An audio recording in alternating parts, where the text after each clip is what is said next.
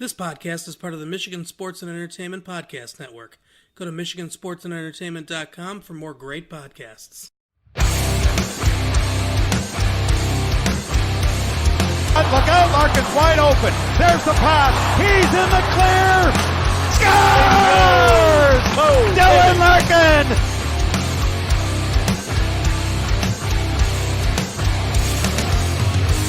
Zadina wants, he got it. He shoots, he scores! Philip Zadina, his first national. How can they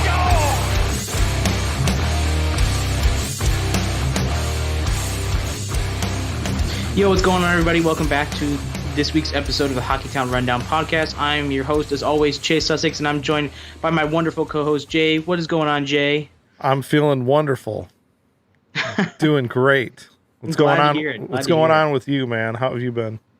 I'm good, man. I've been pretty busy with school. We're on a grind. We're almost exams. I got exams in about 3 weeks, I believe. So definitely on the last final grind here before we're done. But hey, I'm really excited. There's definitely been a lot of interesting hockey since we've last recorded. I know obviously we did have another episode, but there was some issues with that. But there's definitely been a lot going on. The Red Wings have been all over the place, so I'm sure you're ready to dive in as much as I am. Yeah, let's get into it.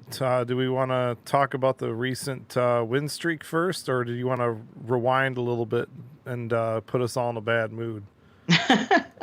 I think it's best, I don't know, to probably, I guess, let's start with the good news. The Red Wings have looked pretty good these last couple of games. Obviously, they're on this nice win streak here, and it's definitely nice it's refreshing to see, like you said, after that kind of losing streak. And I'm going to try to stay as least depressing as possible, but it's definitely been nice to to have the opportunity to see some wins. It was really nice. I believe the Red Wings went on God, what was it? I think they lost 10 out of 12 or something like that. Yeah, 10 out of 12 games. It was something ridiculous like that. It was crazy. They were losing basically every game. It was tough to watch. It was tough hockey. Well, you went to the game against Carolina. I did, yeah. So that was a big game. Your opportunity to see them live. How did that game go? It was actually really good. I enjoyed my experience. I really – it's always a cool experience to see them live, even though they got blown out. There was still a lot of good that came out of that game. I believe Mantha had 2 goals in that game, if I'm not mistaken, and he was really good. But overall, yeah, the game we usually go every year because the Wings are usually in Carolina either once or twice a year, depending on their schedule. I think they do 3 games against them every season. So we go to all the games whenever they're down here because it's just the best opportunity to. We don't get to see them otherwise. And it was definitely tough to lose. We were sitting in my dad has season tickets for where he works. And we're sitting in a section. Obviously, it's all the Carolina Hurricanes tickets holders. So there's not a single Red Wings fan in sight. So it was definitely tough for us, especially as they were scoring a whole bunch. And we didn't stay for the storm surge at the end. I didn't really want to. Are they still doing that? Yeah, they're still. They started it back up because I know they stopped it in the playoffs. Right? Yeah, they stopped it in the playoffs and they started it back up again. I wasn't really looking forward to really sitting through that. I think we left in the last 5 minutes because we were just trying to get out of there. It's all the way in Raleigh. We're still 3.5 hours away from the stadium. Oh wow! So we had a long ride home. It was already 10:30, so we got home late. But yeah, it was a good experience. We had a lot of Hurricanes fans heckle us, but the stadium has gotten much nicer since the last time we were there. We were there, I believe, last year. It was around February of last year is when we went last, I believe. And they did a lot of modifications to the arena. They have a brand new scoreboard, and they've redone. They have a whole VIP lounge now, basically in the lower bowl of the arena. So when you walk in just straight through, there's just a giant concession thing on the inside of the ice. So there's there's normal concessions in the concourse, but then when you get in the inside out of the actual stadium, there's actual bars and restaurants and stuff like that you can sit down at for the VIP sections for the people who sit along the fence and stuff like that on the main area, which is pretty cool in the lower bowl. I think they just revamped everything. I was actually surprised at the lack of people who were there. There were a lot of empty seats. which I'm really surprised by because the Hurricanes are a good hockey team. They're good. And there's a lot of Red Wings fans that come in from Carolina. There was a lot of Red Wings fans there. It was pretty loud whenever the Wings scored. And 3 times. Yeah, 3 times. Unfortunately, Carolina scored 7 times in that game. 7 times. Howard got pulled in that game, and Bernier didn't fare much better. I think Howard got pulled after. I think he got pulled after the 5th goal, and then Bernier gave him another. Well, he only gave it 1 because the other one was an empty netter. But still, it really wasn't good. The Red Wings looked really bad. You want to know the combined score between the game that you saw live and the game that I saw live the other week against Nashville? 13-4. Oh my God, that's yeah. They were in a little bit of a rough patch there, buddy, and probably the worst game of that stretch. Even though it wasn't, the 7 or 6 spot or anything, but it was the night after the game that you saw against the Panthers when they lost 4-0, when they pretty much looked like they didn't even belong in the same stadium. They total lack of effort, total just crap show. But the nice thing is, well, let me say this. So you saw the Carolina game, I saw the Nashville game, and my thought process was, I want to take the kids to a game, take the family to a game, and I decided I was going to buy tickets to take a night to go to Grand Rapids and see the Griffins play. Figured that would be more entertaining. It would work out better. No, whatever virus the Red Wings had for those 12 games, they gave it to Grand Rapids because they had just come off a 3-game losing streak when they had beaten Toronto on that Friday night of last week, and then they lost 5-2 when I saw them. They played good. I don't think the score was indicative of how they played, but Zadina scored, and Zadina has been on a nice little scoring streak lately. He's got 6 goals now on the season. So, during the rough patch the Red Wings were going through, a lot of people were kind of saying Zadina was, not really, making much of an impact in Grand Rapids, but he, as of late, the last 2 weeks, he's played pretty darn well from what I understand, and he really seems to be coming on, and Rasmussen's been playing really well. Seider, I hear nothing but good things. So, as rough as that patch has been, which, I don't think, we were talking about this before we recorded, I don't think they're as bad as the 10 to 12 game stretch, but I also don't think they're as good as I don't think they're going to consistently be able to do what they're doing now, just because of the problems that everybody knows that they have with the lack of secondary scoring, the relative youth on the team being kind of a fragile team, and just that defense and the special teams issues that they have. And now, unfortunately, Bernier thankfully has played well, but the lack of consistency in goal is really, really, hurt us this year. And I think that's where you're seeing a lot of these lopsided losses. Last year, lots of 1-game losses. This year, losing 6-1, 7-3. This isn't the 80s, man. This is kind of, you're losing by that. There's definitely some issues going on with your game, and hopefully with this recent win streak that they've been on, they've been able to kind of stabilize things a little bit, especially on the penalty kill and power play where, they've had some success. So. No, yeah, I completely agree. I think the goaltending definitely has been their biggest issue. Like I said, at the Carolina game, I definitely noticed that Howard just looked like he had no awareness in net. He just didn't really know where the puck was. There were just a couple of goals that easily could have been stopped, and you saw that a lot. It was equally as bad against Nashville, man. 1 goal was scored like near the blue line, and I don't even know that the guy was trying to score. It was really just piss poor effort. Yeah.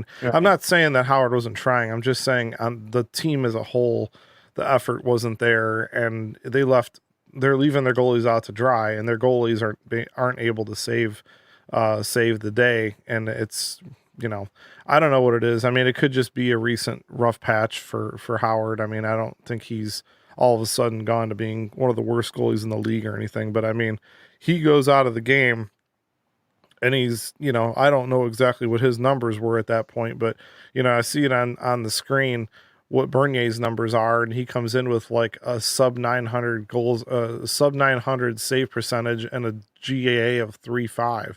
I'm like, oh my gosh, this is, Yeah. that's bad, man. I mean, that is, I don't even know if Stefan's numbers were that bad in the 80s when the Red Wings were trying to come out of the rebuild back then. I mean, that was bad. But it does look like Bernier has been the stronger of the two lately, and he has played, pretty decent hockey for the most part lately. Yeah, absolutely. They've looked strong in these last couple games. Their first big win was over Boston. You gotta love a big win over Boston. It's probably I one of love my a big favorite win teams. over Boston, Yeah. especially when we get does. especially when it looks like we're giving Marchand crap. I love that, man. I hate Marchand, but the energy that the team brings whenever he's on the ice is just something different. I know Bertuzzi absolutely despises Marchand as much as I'm sure everyone else does, and we all remember the game from last year where he slashed Howard, and the goalies almost when Rask and Howard almost fought last year, and Bertuzzi was, and Marchand were at it all game. Oh yeah, It looked pretty similar. And then Hronek fought him. Yeah, Yeah, I mean, Hronek fought him. It was okay. It wasn't. I wouldn't necessarily say it was the greatest fight, but I mean, it was. But the cool It's thing, definitely nice. Mickey Redmond brought up, the fact that you didn't really hear a ton from Marchand, because he's matched up against Anthony Mantha. What are you going to do? I mean, Mantha's been wrecking some players lately. He had a really nice hit the other day. Put someone in the boards. It was good. It was good to see, I mean, he's been playing really, really well, obviously. I mean, Mantha's right now got the most points on the team. He's got 19 points, 11 goals, 8 assists. Pretty much everybody on the team, with the exception of Darren Helm and Patrick Nemeth and maybe a couple other guys, are minus players. He's a -6. Mantha is. But I mean, dude, 6'5", 234, he's 24 years old, and he now is starting to look like the guy that we were hoping we'd get when we drafted him in 2013, I believe. So, I think we both said that he was going to be, this is a breakout year for him, and it looks every bit of that. I mean, pretty much every line they've put him on. I mean, there were times where they had him on the third line the other game. I mean, he's a line driver, and they really only have a couple line drivers on this team, and that would be Mantha and I think Larkin, really. I mean, as far as guys that can drive a line. So I think you can get away with not having Mantha on that top line and still have him produce and help other people produce. I think putting him with Athanasiou has helped spark Athanasiou a little bit. He's kind of come out of his slump. He's got a long way to go to dig himself out of the plus minus ditch he's in right now. He's -22. But a lot of that's because, where's the guy that was supposed to be feeding him the puck most of the year? Taro Hirose. Right. He's been healthy scratch the last few games. And Hirose's only got 5 points on the year. He hasn't done much of anything. That second line was just trash for the whole year. Athanasiou comes back from injury. He missed the first couple games. He hadn't really, it took him a while to find his groove. Now he's looking really good. He's made some really good plays. The trade rumors, of course, have been coming up again for him. But then the Red Wings made a trade, and they got him somebody to play with. And that guy is Robby Fabbri from St. Louis. So do you want to talk a little bit about the Fabbri trade and kind of, what it's meant for this team? I personally think Eisman pulled off just an unbelievable deal. I mean, no risk at all in this deal. And Absolutely. we get a guy that, here's my thing really quick before I turn it over to you. Yeah, no problem. Remember last year when we were talking about Ken Holland and we were talking about the lack of creativity, and my biggest beef with him was just not doing anything above and beyond the trade deadline or doing anything to shake things up mid-season. It's like it was so predictable. If it didn't happen at the trade deadline, pretty much nothing was going to happen. And the only thing that was really happening is us giving away players for draft picks. Mm-hmm.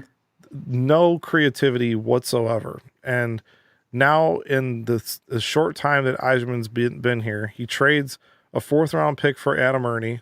He trades another, I don't know if it was a third rounder in Regula or Regula, 3rd or 4th round pick.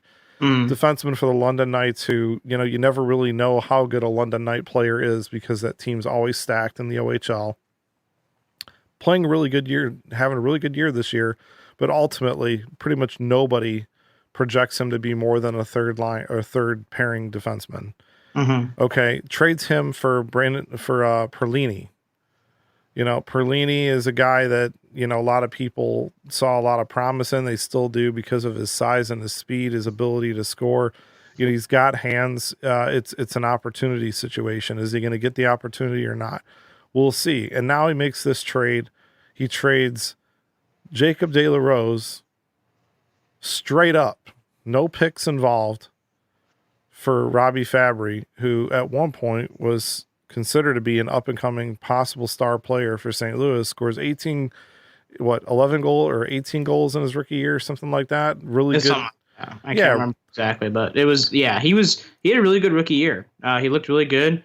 I know a lot of Blues fans. He was popular among a lot of Blues fans. And a lot of people have been rooting for him. They basically, Doug Armstrong basically promised them at the beginning of the year they'd find a home for him because he's not a 3rd and 4th line player. He's 5'10", 190. He's not a big dude. He's not going to go out there and start wrecking people. He's a point producer. 18 goals his first year in 72 games, 11 goals, 18 assists the next year in 51 games.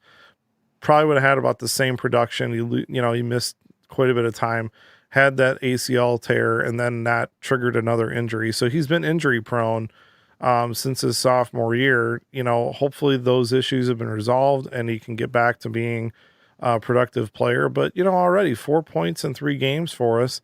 And dude, Boston had no answer for what he was doing on that power play in the slot area. I could not believe they left him alone 2 times in a row like that. So this, to me, what this trade does is it proves again that you don't have to wait 10 years you don't need to have a 10-year rebuild plan like Ken Holland was talking about. As long as you get up off your ass and make a couple moves and you pounce on opportunities like this where teams are ready to be taken advantage of when they've got a player like this they can't find a home for, that all he needs is an opportunity. You don't have room for him, and we do. You pounce on those situations, and that's how you get a player like that. You get a player who's able to come in and contribute right away.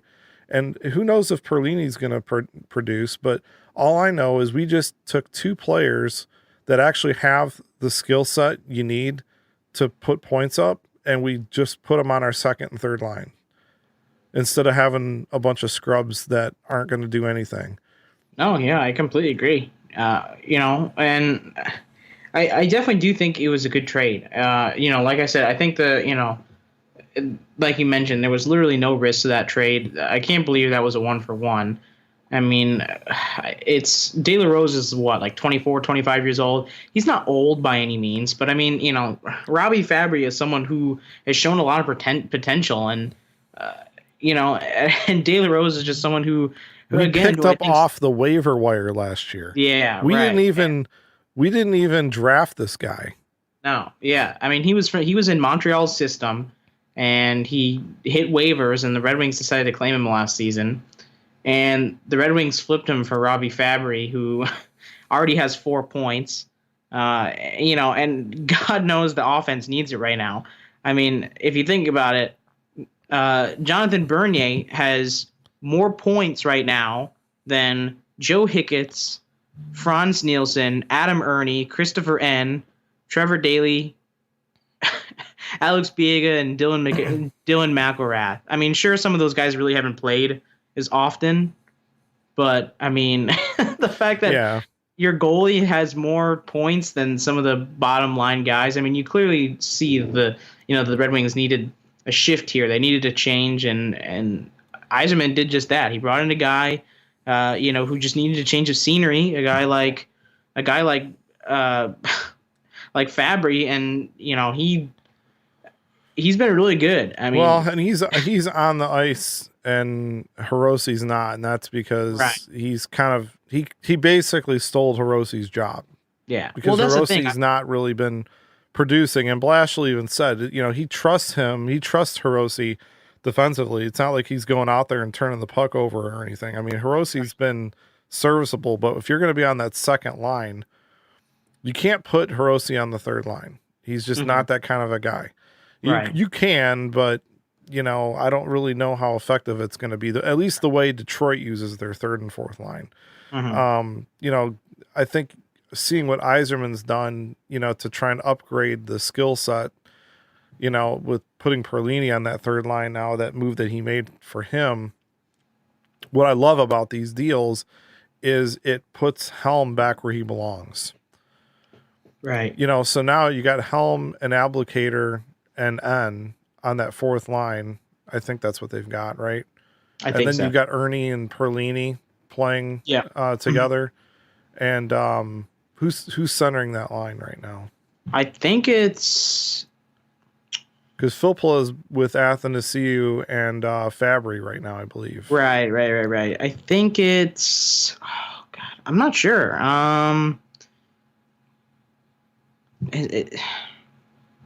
Hold on, let me check their lines from tonight. Who do they have? Well, Giovanni Smith has been brought up. Oh, right, yeah, they have Giovanni Smith, but they don't have him centering that line, do they? No, they don't. But it may be Franz Nielsen is what it is. I'm pretty sure. Yeah, it's Nielsen, Ernie, and Perlini. And Nielsen has goose eggs across the board, baby. He hasn't got 1 point yet in 16 games. That contract is looking mighty nasty today. Yeah. Oh, yeah. Yeah. Thanks, Ken. Remember we talked about how you should be able to take like a bad contract with you when you leave? Would you take that one, have him take that one, or the Abdicator one? Oh, boy. Because even though we don't like Abdicator and we trashed him a lot this summer, right now, I think Abdicator's been more effective than Franz Nielsen has. Yeah. In his role. He's actually been skating pretty decently. Mm-hmm. I don't like him as a player. I don't think he's worth the money he gets paid, and I don't think he should have that contract. But you put Abdicator and Helm on that fourth line, that's where they should be. If they're going to be on this team, they should be on the fourth line. Darren Helm has no business being on that first or second line. None. Oh, yeah. And I like me some Darren Helm in 2008, but now maybe not so much. But yeah, Darren Helm 2019, he is what he is, man. You can trust Darren Helm. He's not going to make stupid mistakes. But, when you're trying to win games, man, I mean, dude, you got to do better than a guy in your first or second line that's just not going to make big mistakes.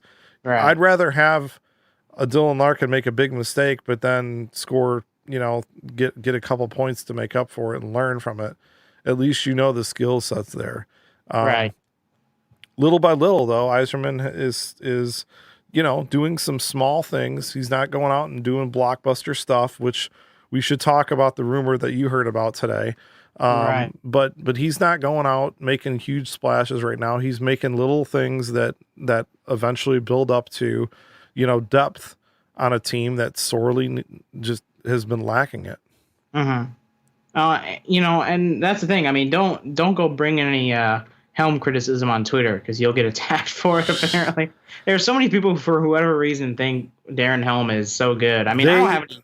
They still remember Darren Helm 2009 scoring that breakaway goal in the playoffs against Anaheim and thinking that he was going to be the next, Pavel Datsyuk or whatever. I mean, look, he is a poor man's Chris Draper. Okay, he's fast, he's smart player, defensive minded. Not afraid to get into the dirty areas of the ice, but dude, how many times did you see? I mean, I know you're younger than me, but how many times did I see Chris Draper coming down, on a breakaway and just completely not score on it or do anything with it? How many times do you see Darren Helm firing down the thing. He's got the puck on his stick, and you just know he's not going to score. I mean, when you see what Mantha did, I mean, I watched the whole game against Vegas, and he's coming right down the ice, and just you don't even think that he's going to score that goal. You know he can. You know he's got the skill set to, but you're kind of like, man, he doesn't really have a ton to look at. Like, he's got to perfectly fit that in that tight space to get that goal, and he does. You know, Helm doesn't have that skill set. So, dudes, you know, get on my case all you want. I don't care. We all know what Darren Helm is, and he's not a first and second line player. Case closed. Exactly. I'm not saying I'm not saying get rid of him right now. I mean, if you can get something for him and it makes sense and it's going to help the team. I mean, dude, there's nobody's untouchable, but seriously, dude, if you're thinking that Darren Helm is going to be a part of this team when it actually starts making the playoffs again, you're probably mistaken. And you were mentioning, guys like Hirose who are sitting on the bench. Part of me, it's not that I don't really have an issue with Hirose sitting on the bench. I just rather I would like to see him down in Grand Rapids, at least doing something rather than just sitting there on the bench and just watching. I'd rather not waste his talent that he has just sitting on the bench. I think he'd be more well suited for Grand Rapids. I'd like to see him feeding Zadina some goals. Wouldn't that be nice, right? And speaking of Grand Rapids, we have a familiar face who just got called up from Grand Rapids. You just had to bring that up, didn't you? The big rig is back, baby. The good old 5'2" Jonathan Ericsson is back on the main roster for now. God, we better not see too much of him, or else Blashill will get his man crush on him again and keep him up for the rest of the year. He's gonna play. He's gonna play a great game, and then like their penalty kill is gonna go 100% for that game, and it's gonna be Blashill thinking that's the reason. You know.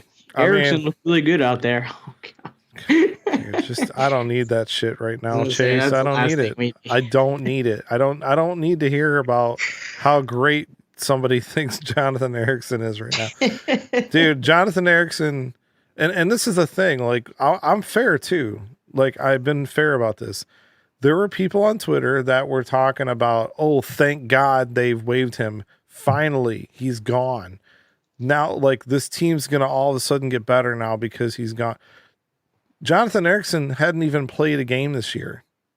It had zero effect, zero impact on this team this year. Right. If this was 2-3 years ago, dude, I'm all in. Wave his ass, get rid of him. I don't care. But this year, it don't matter, dude. This team is bad without him being on the team. That defense is bad without him. Trevor Daley's the one that should not be on this team. Okay? Oh. That's the guy that, I mean, you're playing Dylan McElrath. I mean, I love the fact that Dylan McElrath is gonna, like, he's already doing what some guys should have done in that Nashville game when Larkin stepped in and got in that fight with Ellis. He's sticking up for teammates. He's getting his nose dirty. He's out there. He's going to protect players. Players feel comfortable while he's out there. He's one of the only guys on that team that's really going to do that. Now you got Giovanni Smith, who, obviously he's that kind of guy too. So that's fine. But I mean, dude, our defense, you got Cholowski and Hronek. That's the future of your defense. Madison Bowie's not going to be here. He's not Yzerman's guy. Yzerman didn't bring him here. I don't think he's going to make it long term. Madison Bowie's not going to be here. We all know DeKaiser's got that deal, so he'll be around for a little bit longer. He's a defensive defenseman. At best, he's probably a second pairing defenseman on a playoff team, not a first pairing. We don't really know if that's what Hronek is or not, a first pairing player, but he's definitely our best defenseman right now. Patrick Nemeth is a stopgap.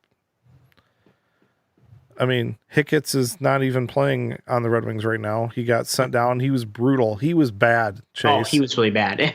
He was really oh my bad. God, don't even get me started. Oh my God, in Carolina, him and Mike Green were like just undescribably bad.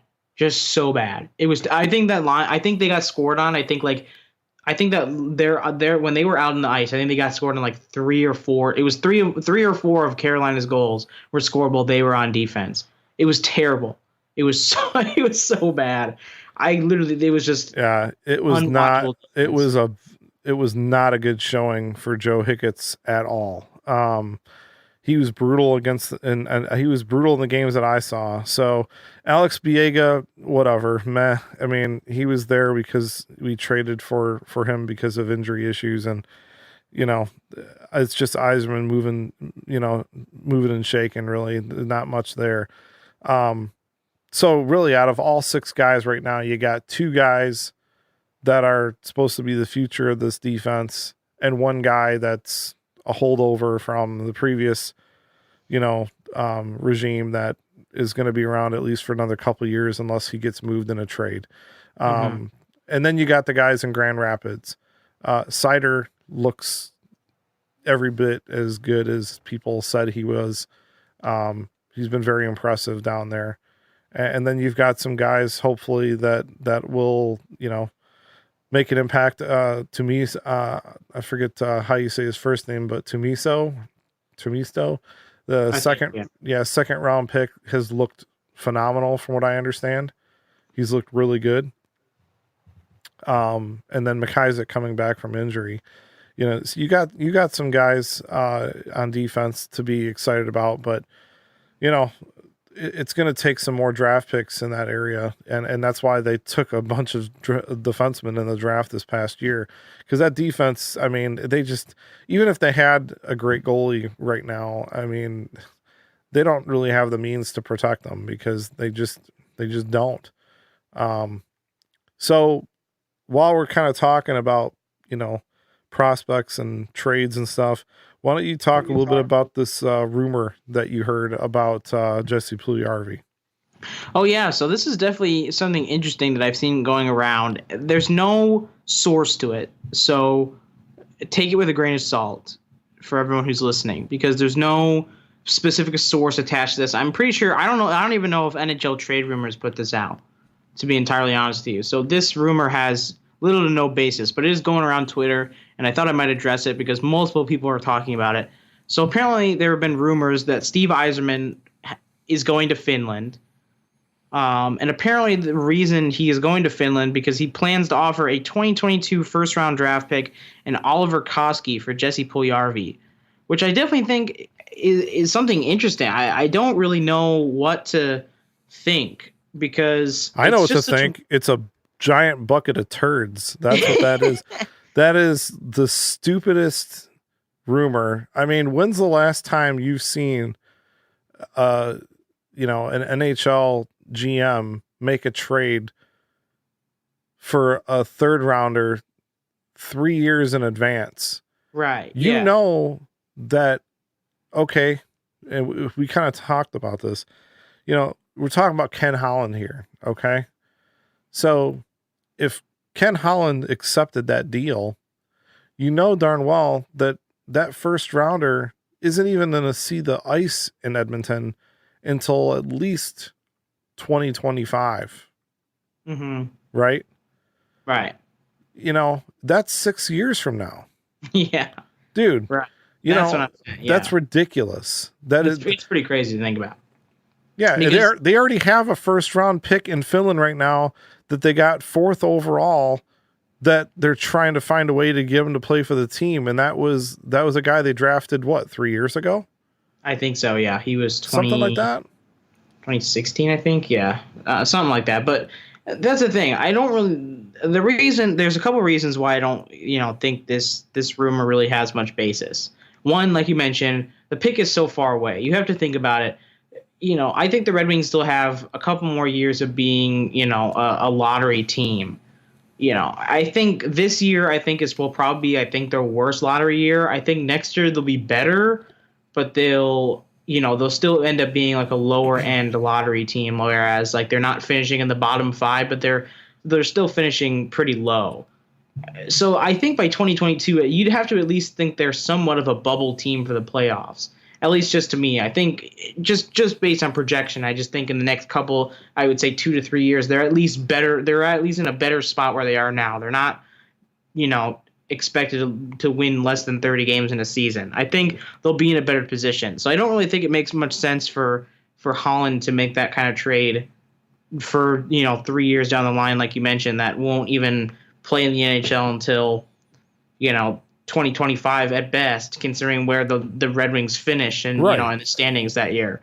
And another thing is, and we mentioned this off air, is just the fact that the previous trades that the Red Wings have made, the Brandon Perlini and Robby Fabbri, we didn't hear anything about those trades. We didn't hear any about Yzerman having any interest. There wasn't any word about the Blues having Fabbri on the trade block or anything like that. There wasn't really necessarily any, there wasn't any. We didn't hear anything like that, and all of a sudden the trade just happened. So then why would rumors, first of all, of Steve Yzerman going to Finland for whatever reason? I mean, sure, he could probably be making a recruiting trip, but why would he go out himself to go recruit somebody? And then why in the world would they be, why in the world would word of a trade come out when we've heard literally nothing about any of the previous trades that have happened so far with Detroit? It just doesn't make any sense. It's a very tight regime. It's clickbait bullshit, and I'm going to call it. I'm going to call it for what it is, because here's the thing. Number one, the trade rumor was for Koski and a first round pick 3 years from now, right? Okay, so Oliver Koski is in Grand Rapids. He didn't make the Red Wings, and Edmonton is trying to win now. They have the best player in the NHL and maybe the second best player based on how he's playing in Draisaitl. Yeah, they're trying to add to that team. If Koski's not good enough to play on this Red Wings roster right now, why the hell would Edmonton move Puljujarvi for a non-roster player? Right. And a guy that they know darn well there is another team out there that would be willing to give up a roster player right now for him that could probably make Edmonton better. Like, Edmonton's trying to get better now, not 6 years from now. 6 years from now, Connor McDavid is going to be what? I mean, 20. They got to take advantage of these years now. Like, he's going to have another big payday. So, it doesn't make any sense to me at all. Now, look, 22. I'm not surprised that there's rumors about Yzerman going out there, because I did hear it too, that he was going out there. And all to me that is him doing his due diligence to find out, hey, does this kid look, do I think this kid looks as good as everyone's saying he does? Is he just taking advantage of inferior talent? Well, Finland's they've got a good league down there. So it's one of the better it's one of the better pro leagues out there. That's not the NHL or AHL. So if it's true that he's going down there to look, big deal. There's probably representatives from half the NHL going to look at this kid. Right. And if they make a trade, you and I probably won't hear anything about it and any rumors until it's made. And, maybe he pulls off something crazy and, he trades like one of the extra second rounders from this year. Right. And maybe somebody that helps Edmonton out now. I don't know what that is. I mean, I have no idea. Maybe it is a Taro Hirose, maybe it is somebody else that adds some depth to Edmonton's top nine. I don't know, but I don't want to spend any more time even thinking about 2022 first rounders, because that could really bite this team in the ass if the rebuild is not going as we hope it will, that could still be a high pick for us. Mm-hmm. Oh yeah. And if Puljujarvi doesn't pan out, I mean, usually you trade a first round pick for somebody that, not just on potential, but based on production. Right. Mm-hmm. And he hasn't shown it at the NHL level yet, regardless of how crazy the situation's been in Edmonton the last few years. Right. So, yeah. So, but what we do know is, Yzerman's not afraid to make some moves. So it wouldn't surprise me if he does make a move for him. But this is one of those higher profile trade situations that I don't think Yzerman's going to fall into the trap of overpaying. So I think if we don't end up with him, it's because the ask was too high and Yzerman knows better. No, yeah, I completely agree. And I think a big part of his development issues so far in the NHL has been because of the way the Oilers have handled the situation, which is very poorly. They rushed him in the NHL, screwed up his development, essentially just, threw off his whole thing, kind of like the Red Wings. I mean, not with how the Red Wings did with Mrazek. I mean, Mrazek clearly just wasn't fully ready, and just obviously he to be honest with you, needed to change the scenery. He didn't need to change the scenery, and to be honest with you, Mrazek isn't much better of a goalie than what we saw in Detroit. I'm gonna be completely honest, and this is an observation I saw against when I was in Carolina, for that game. It's just the fact that his tendencies just really aren't that much different. He really just plays for a better team. I mean, yeah, there are times where he does look like a better goaltender than he did in Detroit, but that's largely because of the defense. I mean, if you think about it, Carolina has one of the better defensive cores in the NHL. They've got a really good defensive core. Dougie Hamilton, They just traded Falk, but they've got Slavin. Yeah, Slavin. Right, yeah. Slavin is really, really good. And they've got a really good defensive core. And that really does boost Mrazek's, and I think just playing for a better team, playing for a winning team has definitely boosted his morale, and it's just something he wasn't getting in Detroit. So I definitely do think he did benefit from a change of scenery, but he really is just the same goaltender. And that's the thing I would be worried about, because regardless of the fact that, Puljujarvi, all of the potential he has, as much as I'm a believer of a change of scenery, because look at how Fabbri had one goal in 9 games with the Blues so far. Playing on the fourth line, yeah. Yeah, right. Just wasn't getting opportunity.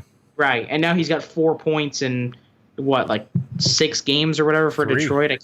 3 games for Detroit. He hasn't even really played that often, and that's the thing. I mean, it's one of those things where, I do believe in change of scenery, but I'm just worried that Puljujarvi, in this sense, I just think would be too expensive. With the fact that I'm just worried that he's gotten too far in the fact that he just, he's not even guaranteed to, even if the Red Wings did trade, you know what I mean? There's nothing that's saying, oh, well, the Red Wings are going to be able to, entice him to come back from Finland. You know what I mean? If the Oilers are having, the Oilers are a better team right now than the Red Wings are. Yeah. That's the issue. And with the landscape of the NHL today and how reluctant GMs are to give up a first round pick, and Yzerman's just going to throw out a first round pick 3 years from now, having really no idea what this team's going to look like in 3 years. I mean, we can hope that they're going to be better, but I mean, we don't really know what they're going to look like. It just doesn't make any sense. It makes no sense. So that's the rumor about Puljujarvi. It's an exciting thought that, we might be able to land him, and if it happens, maybe, Yzerman pulls off another great deal. It wouldn't be the fleecing that I think we saw for the Robby Fabbri deal, but, still, I mean, if it happens, it happens. I'm not betting on it, but whatever. No, yeah, I definitely would not. I would not get your hopes up for Jesse Puljujarvi. I don't think that this rumor necessarily has any basis. I think it was important to cover it, because I think this is something that's been going around. It's definitely it's a pretty big rumor, but I just don't think there's no ground, there's no legs under it. I just don't really think there's any basis for the rumor. I don't think we'll see anything come out of it, especially not for that deal. I think that would be Yzerman heftily overpaying for a guy like Puljujarvi, despite him being a former first round pick. It just doesn't really make sense. for the Red Wings at this moment in time, at least. I just don't think it would necessarily make sense. Did you see today? It looks like we were just talking about Joe Hicketts. It looks like he got called up along with Eriksson today. Yeah, he got called up along with Eriksson because I believe Namath went on IR, so they're hurting for defensemen right now. And I believe Hronek, it sounded like Hronek wasn't on the ice for warm-ups. I'm not sure if he's playing or not. That would just scare the shit out of me. Yeah, it doesn't. From what I heard, it didn't sound like he was going tonight, but I can't confirm that. I saw something. Dana Wakiji tweeted out earlier that during warmups, it was she saw Cholowski but didn't see Hronek out in the ice. So I'm trying to confirm this really fast before we say anything. If you're not sure what we're talking about, the Red Wings are playing the Kings as we record this episode. It is currently 1-1. Oh, they just scored. Red Wings just scored. Yeah, they just scored. Yeah. I believe the Kings are the worst team in the NHL right now. Hronek did not skate in morning skate this morning, is what I'm reading from Dana Wakiji. And then 1 hour ago, she said Hicketts is on the ice, but not Hronek, is what she said. So it does not look like does not look like Hronek played, because the lines in warmups were Cholowski, Green, Eriksson, Bowie, and then Biega, McElrath. So it didn't look like Hronek went. So I'm assuming that's why we saw Hicketts come up as well. There must be an issue with Hronek, or we're not seeing him play. So that's definitely interesting. I'm not sure necessarily what that is. I'm assuming it's pretty short term, because I'm pretty sure he played the other night against Anaheim. Yeah, he's not playing. It's Biega, McElrath, Cholowski, Green, Eriksson, and Bowie tonight. Yeah, so interesting. Pretty interesting to see. And the goal that the Red Wings just scored was Bertuzzi with an assist by Mantha. Nice. Good stuff. That line continuing to be really good. We're seeing so much production. That's Mantha 20 points now in the season? I believe 17 for Bertuzzi? Or no. Well, how many points does he have right now? Well, right now, Tyler Bertuzzi's got 6 18, goals. so, 6 goals and 12 assists. So that's his 19th, and that's Mantha's 20th point. Yeah.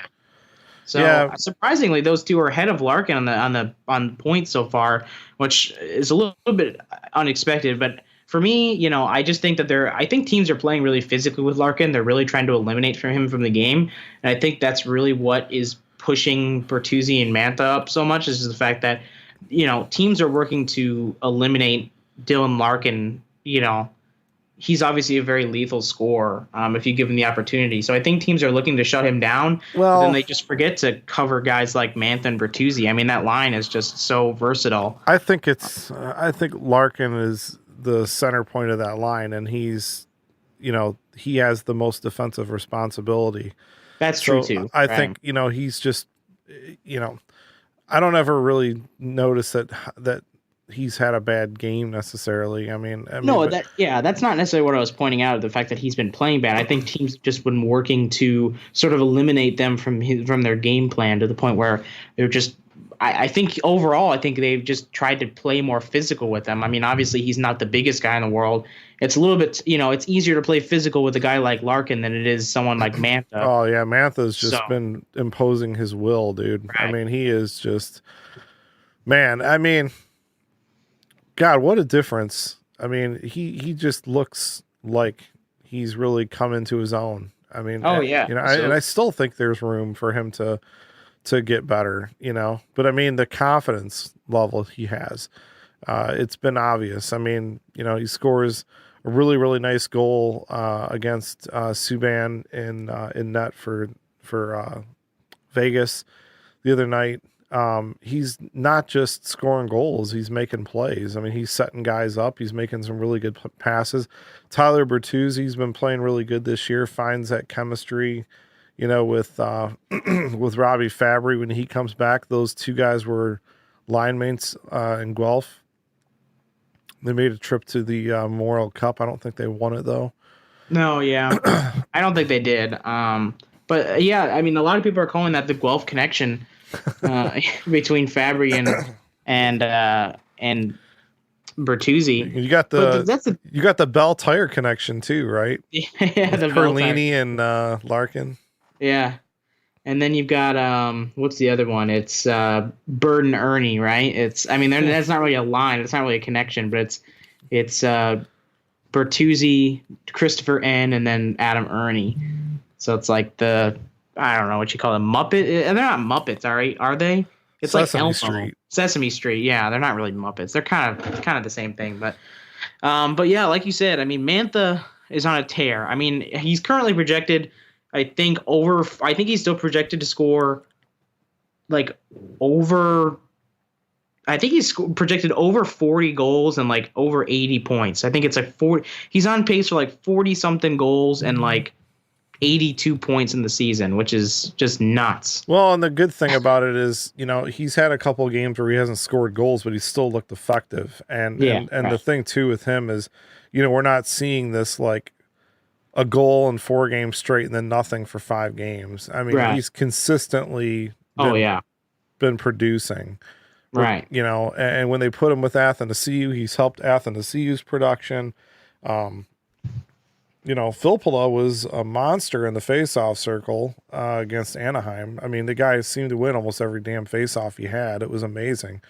It's just, he just doesn't do a ton else right now. I mean, he's defensively responsible. I mean, it's just, to me, it's kind of like, they really need a true high-end number 2 center.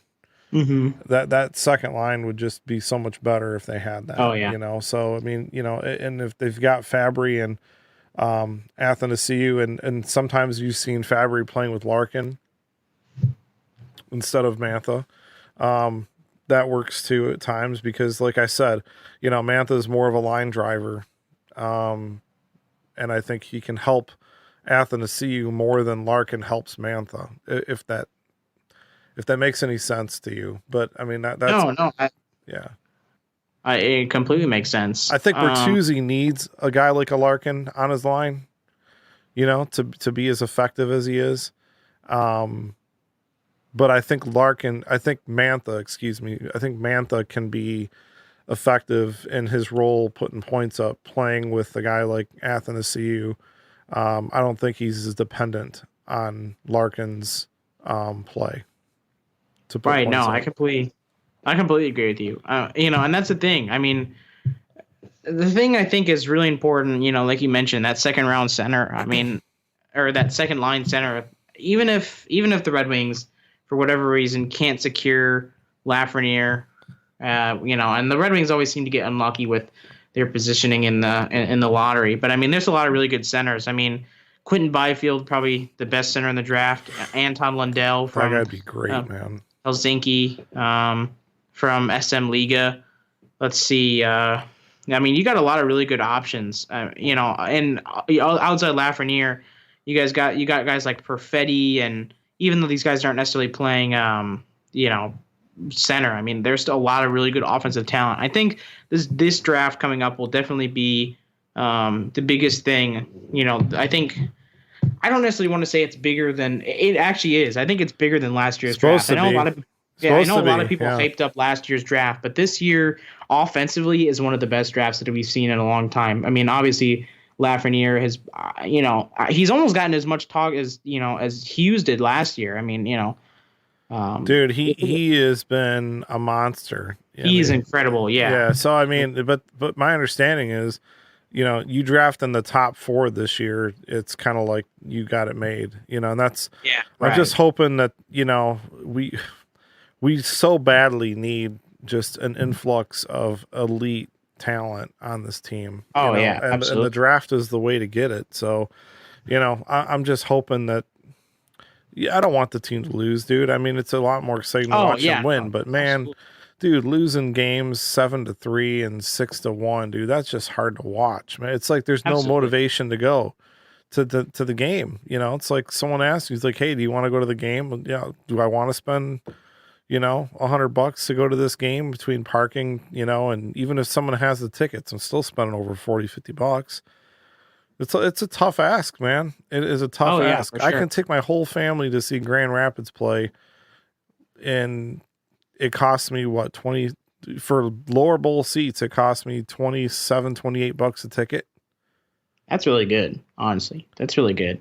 I'm surprised you like the tickets are that like we have the local team. It's the ECHL team, the Greenville Swamp Rabbits, where I go to school. I mean, lower bowl tickets. I mean, they start off pretty cheap, but I mean, like decent seats. Like, I mean, they start off at like $30 a ticket, which is It was like crazy. For somewhere ECHL. between like 26 and $29 or something. I don't know, but it was That's really good. around that. Lower bowl on the side that the Red Wings or the Griffins shoot twice. Okay. Dude. Wow. That's really nice. It was a great experience for any Yeah. Detroit fans. If you're thinking about going, just go. I mean, the staff, like the people there were super nice. Like the usher, like, he's like, is it the kid's first game? I'm like, yeah. He's like, well, you got to get a picture, So he's like, go to the, he basically took my phone and took a picture of me with the family, with our backs against the ice. I mean, everybody was super nice there. The facility is well maintained, and it's a little bit older building, but Van Andel's nice, and the people were just so nice. It was a great experience. It was really, really good. That's great. we had dinner at Founders. Okay. Which was like a short walk, even in the cold weather. I mean, it was a short walk to get to Van Andel from there. So it was a really good experience. I would encourage you guys, if you're fans, if you want to see, if you're fans of the prospects, you care about, paying attention to how they're doing. It's worth it, man. It's really cool. They put on a great show for the kids. If you have kids, it's an excellent opportunity to get them to see one of their first real hockey games. My kids have gone to Red Wings training camp twice now, or 3 times now. They have not been to an actual game yet. This is their first real hockey game, and they had a blast. They had a really good time. So, and the Red Wings are obviously struggling right now, and it's kind of a tough ask, to pay, hundreds of bucks to take a family of 4 to a Red Wings game right now. So, oh yeah, for sure. I mean, you're still, Trust me. yeah, you're still supporting the team, and you're Right. That honestly, I mean, I would love to make a tradition out of it and go down there every year and see a game, because it was a good time. No, yeah. I mean, there's always a lot of things. I mean, I really enjoyed. I enjoy going to the games every year, even if it's just the one. So some years we're lucky to get 2 out of them. We make the mistake every year. They always add these new things. They just got this new Mexican restaurant in PNC, and literally it was between my dad. It was me, my dad, my brother, and one of my buddies who went. And literally it was like we spent like $75 between the 4 of us at this freaking restaurant, like in the arena. Yeah. Because there's like nowhere, like it's really weird. So when you go to PNC, there's like nothing around it. You have to like there's nothing within walking distance. Like they have like this whole big area, that's all there is in this section of Raleigh. Like there's just nothing else. So it's pretty crazy. You're basically forced to eat in the arena, and you're paying, $70-$80 just to eat in there, and then on top of whatever else you're getting, it's crazy. It's a lot of money. I had this illusion that like the beer would be cheaper at Van Andel, but it wasn't. I still paid like a premium for a Labatt. I was like, what? Really? It's still $10? Are you kidding me? Yeah. That's how it is. I know. It was a little bit crazy, ridiculous. It wasn't. I mean, whatever. I mean, it was a good time. So, So right now the Wings are playing LA. They had their last game was against Anaheim. They won in overtime, which was thrilling. They were losing that game. They came back and Cholowski scored the game-winning goal. I believe Miller was in net for that game, so it wasn't Gibson. But they played a hard-fought game. I mean they definitely have had a good few games here. They've got some confidence going, and they really, I mean, honestly, they should beat a team like LA, but we're not. It's not like we're that much better, and we are missing our best defenseman right now. Right. LA is statistically the worst team in the NHL right now, only 13 points. Red Wings currently have 15 with their 3-game win streak they're on currently. So I think at one point they were the worst team, but they're sort of building. I mean, it's too early to say, to be entirely honest, but it's definitely that defense is so bad. Yeah, though. It's really bad. McElrath and Eriksson are a pair. I mean, right now. I mean, that's whatever. But I mean, and Biega, who was not Biega's on the ice now. Biega wasn't even playing full time for Vancouver. Right. So you got basically 3 seventh defensemen playing right now. Yeah, exactly. And that defense will be the reason why they don't 4, win. If you count Hickett's. Yeah, I mean, you got Hickett's, Eriksson, Biega, and McElrath. And then McElrath. Cholowski. And what's his name? DeKaiser's hurt right now. Right. And so is Daly, but what's new? So, I mean, whatever, dude. That defense is a train wreck right now. Yeah. No, that defense will be the reason why they don't win. My prediction this season, they don't win more than 30 games. I don't see it. I do want the Red Wings to win. It's not that I'm in full. This would be the perfect year to not win, but I mean, it's just not fun to watch losing. Obviously, Yeah, but that's the thing, right? I don't want to watch this team lose. I don't. It's tough when I tune into pretty much every game, and it's tough to see them get beat up every night, and it's not fun. But I mean, yeah, like you mentioned, this is the perfect year to, fall below 30 wins in the season. And Green doesn't look that good this year either. No, he looks really bad. He's been a huge liability. I mean, that's the thing. I mean, the very few upsides in this team has been the top line. I mean, literally, if you think about it, the future of this team, you'll probably see Larkin, Mantha, Bertuzzi, Hronek, and Cholowski. Those are like the 5 members on this team that I think are like a lock for the future. Everyone else I think could easily be moved. You think Double A is getting moved?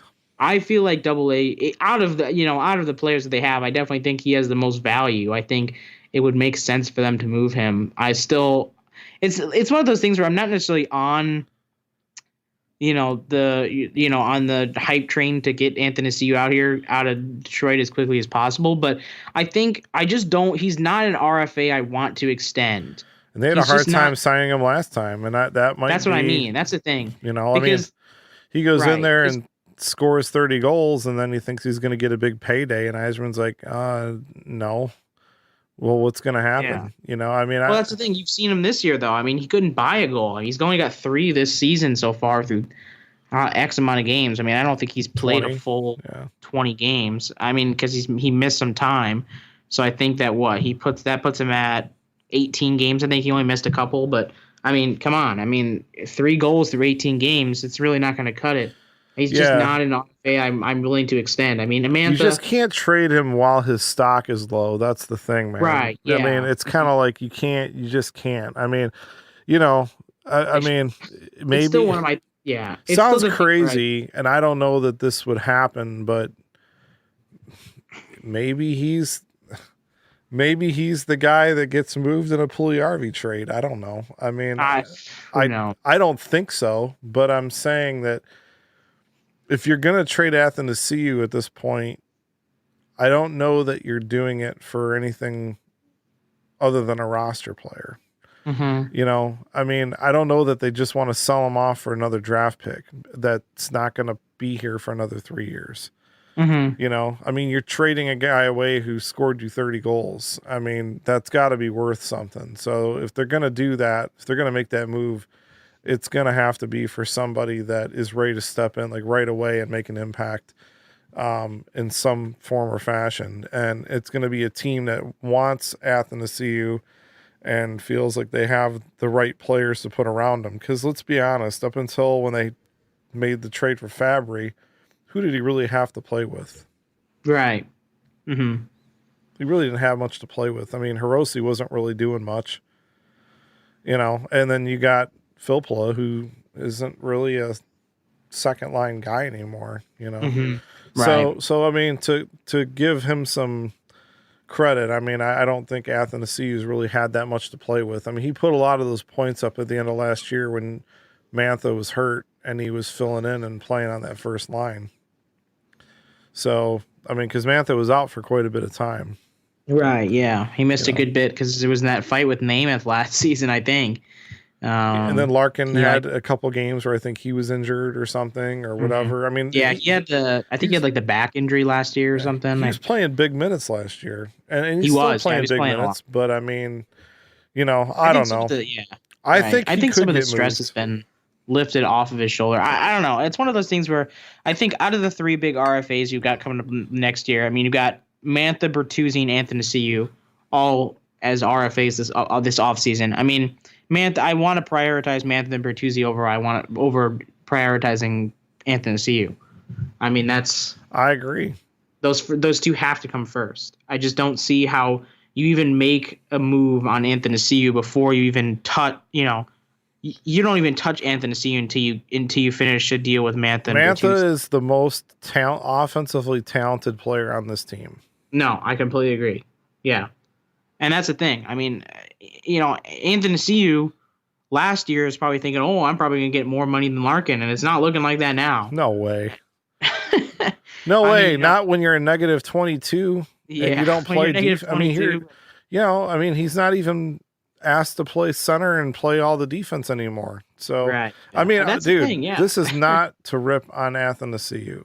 It's just, you got to be careful when you're trying to set what the salary structure is going to be for this team. You got to be careful. I mean, I get it. Mantha might make more money than Larkin, and it is what it is, man. If that's what the market is, and that's what he's going to get. But you got to prove it, dude. You can't just put 30 goals up one year in a year that doesn't mean anything, and then come the next year and maybe put up 20, depending on if he picks it up. And then think you're going to go and walk in there and demand a bunch of money. Dude, Yzerman's not going to do that. Right. So, no, I completely agree. So I think, I think we've got the LA game tonight. What's the next week look like for games? Do we have that up yet? Yeah, I can grab that really quick. So if I look at their upcoming schedule really quick, let's see. They've got the Sharks tomorrow. Today is Friday. So I guess it's Thursday. Excuse me. Today is Thursday, so it's Friday now. It's 12:03. Well, yeah, technically it is Friday, but they have a game. I believe this would make it. It's on the 16th. Yeah, so it's tomorrow, and it is Saturday. Sorry. So on Saturday they play San Jose, and then they don't play again until Tuesday, and then they play the Senators on Tuesday. They play the Blue Jackets on Thursday. And another struggling team there too. Yeah, and then next Saturday they play the Devils. So they've got a pretty easy. And then on Sunday they play the Hurricanes, but they're in Detroit this time. So they're playing a bunch of teams here that may not make the playoffs this year. Right. Yeah, they're playing a lot of. They've got a pretty easy schedule coming up. So I think they should be able to come away with a winning record from this stretch of games. But you would hope so. Put it this way: they have the ability to. I mean, but look, you're talking about the Red Wings have a negative 29 goal differential right now. Mm-hmm. Ottawa is 10. I mean, jeez. I mean, come on, dude. I mean, so they're playing Ottawa. Ottawa's already beat us once. Ottawa's 7-10-1. They played 2 less games than we have. San Jose, they're 8-10-1. You got to think they're going to turn it around with the talent they have on that team. They've got to. They've got 17 points on the year. They're second worst in their division right now. They're not looking all that great, but I mean, maybe we can take advantage of that, of where they are. Their last 10, San Jose is 5-5. So they're on a 4-game win streak right now. So they're hot. So we'll see. I mean, we'll see what happens there. Ottawa is 6-4 in their last 10. Who else did you say we got? New Jersey coming up too, right? Yeah, they have the Blue Jackets on Thursday the 21st, and then on Saturday they have the 23rd. They have the Devils. So Blue Jackets and Devils are both the last worst two teams in the Metro division. And then next Sunday they play the Hurricanes. They're back in Detroit against Carolina, which will probably be another rout. So are we on Team Tank yet? Or are we? I don't think so. I'm not really on Team Tank yet either. No, I mean my prediction is pretty low for where they're at, but I don't think I'm all aboard. Team Tank yet. I'm not. It's too damn early, dude. It's only November. I can't root for losses right now. I can't. Oh, I can't. And that's the thing. I can't root for this team really to lose it all. I mean, last year it was a little bit tough for me. I mean, towards the end of the year, I was like, I don't really understand why they. There was a lot of things. They went on that huge win streak towards the end of the year. I know a lot of people were mad about that, and then it ended up being there were a lot of factors. Literally, if they hadn't gone on that win streak, they would have landed like the 5th overall pick instead of the 6th. So it really wouldn't have changed much of anything. And if they had won like one more game, I think it was that game at the end of the year against Columbus or something like that, they would have gotten the 1st overall pick or something like that.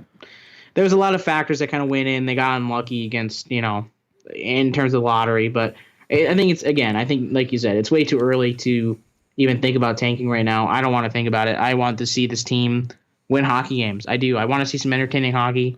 I want to see if they can keep this win streak going. They've got a lot of subpar teams coming up in their schedule. And I definitely think they could get a couple wins out of it.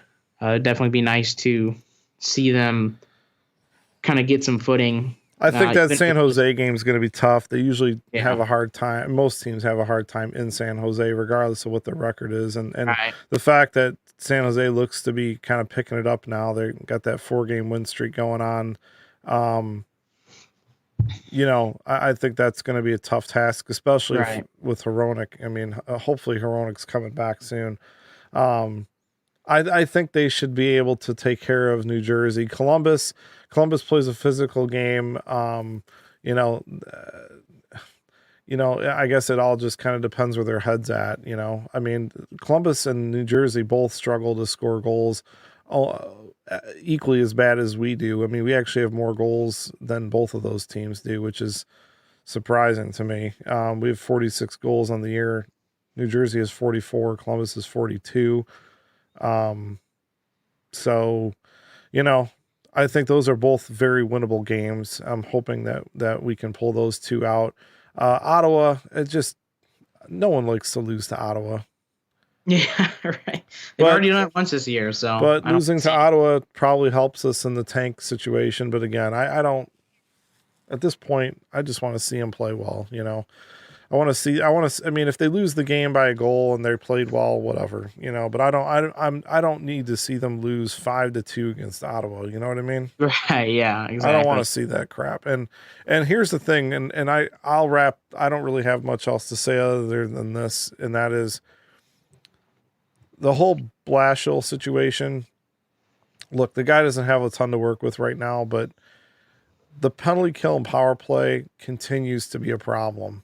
And eventually, look, the thing with Robby Fabbri was really fun to see for the game against Boston.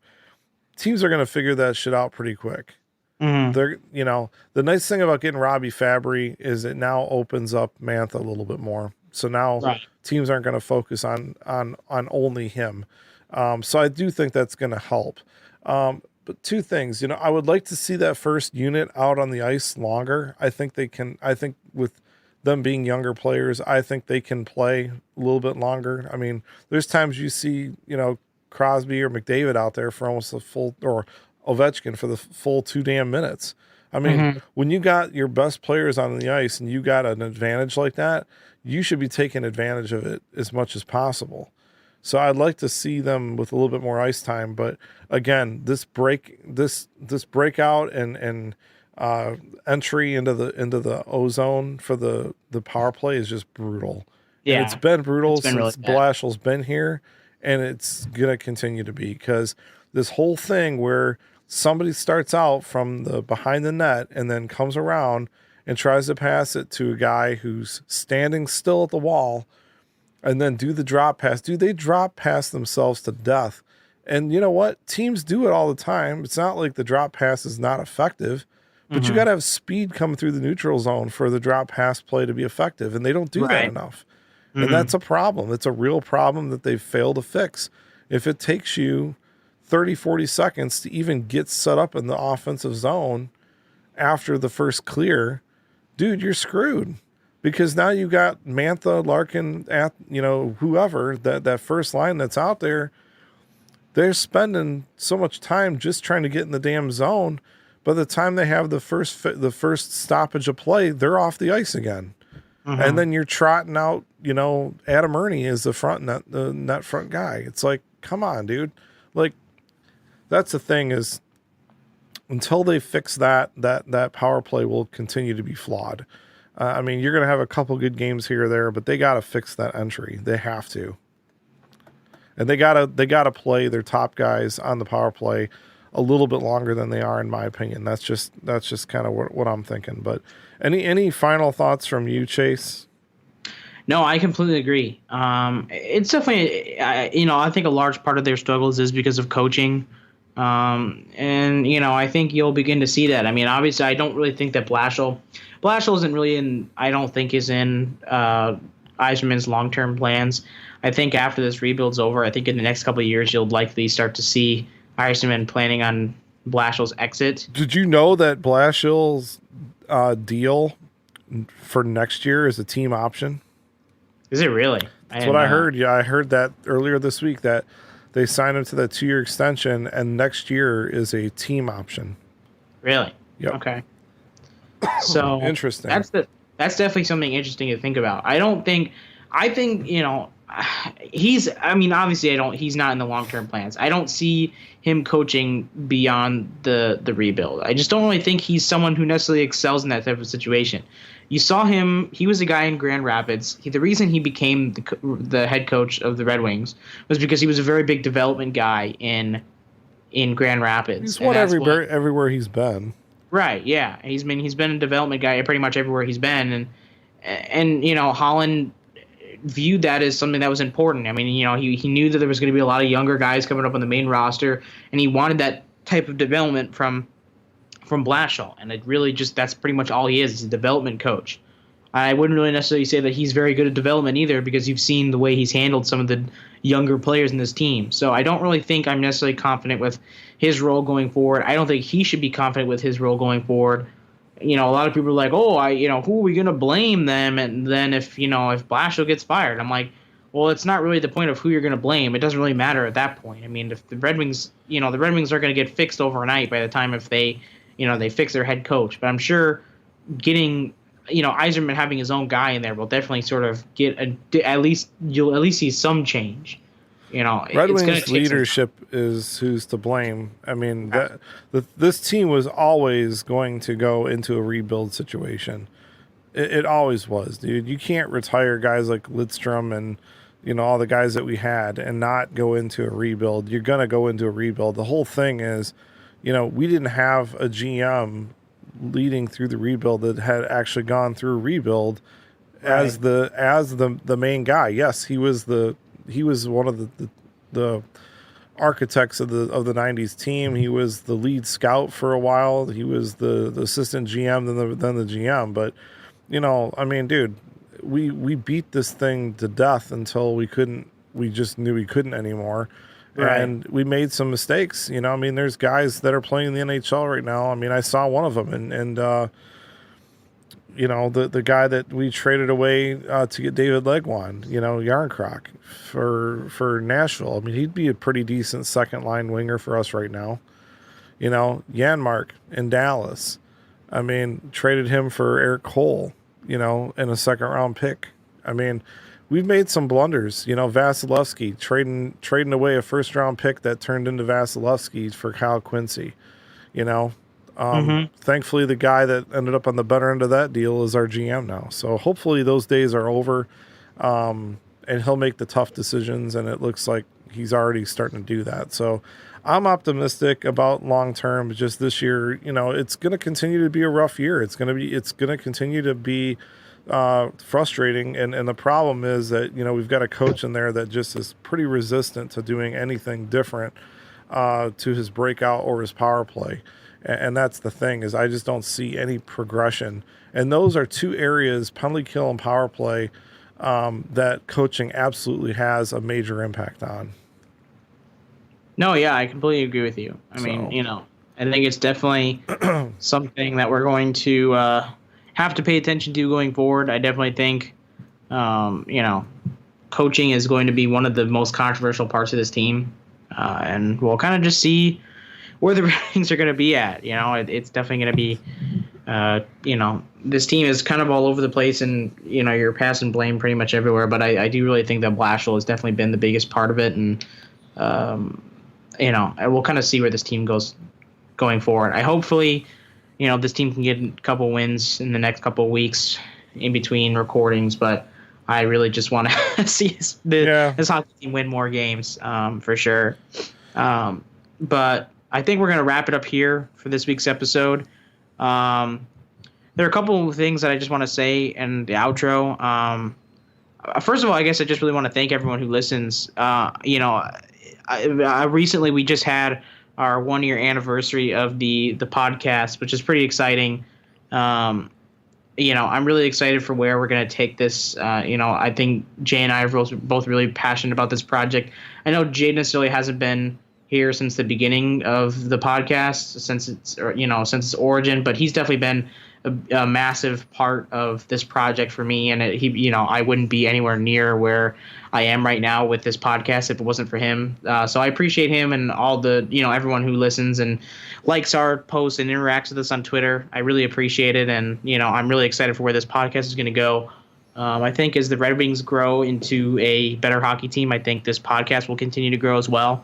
And I think, we've got a great fan base, and I think it's just definitely something that's really good going forward. We also have, I know obviously you guys can't see us, but right now I'm wearing a piece of our merchandise. We have Hockeytown Rundown merchandise available. If you look in the description of our each podcast, there is a link to our shop page where you can shop we have hats, t-shirts, hoodies. I think there's like a tote bag or something, and like a mug. I don't know. There's a lot of weird items on there, but you guys can definitely go grab them. Shaving kit. Yeah. But there's a lot of, there's a lot of cool items on there. Like I said, I'm wearing the Hockeytown Rundown hat. Honestly, I'm a big hat guy. Seriously, it's one of my favorite hats that I wear. I used to wear I had this one go-to hat, and seriously, I haven't even touched it in a couple weeks. Like, I wore it like every day for like a year. And I haven't even touched it in the past couple weeks since I've ordered this hat, because it's been so nice. It's seriously really comfortable. Honestly, I think you guys will really enjoy it. So be sure to check that out. Like I said, there's always a link in the description of each of our podcasts, as well as on our Linktree account. If you listen to our podcast through that, if you find the link in our description on Twitter, you'll be able to find the links to all of our newest episodes, as well as our merch shop, and all of our social media as well. So be sure to look out for that. And yeah, that's pretty much all I have. Where can they find you on social media, Jay?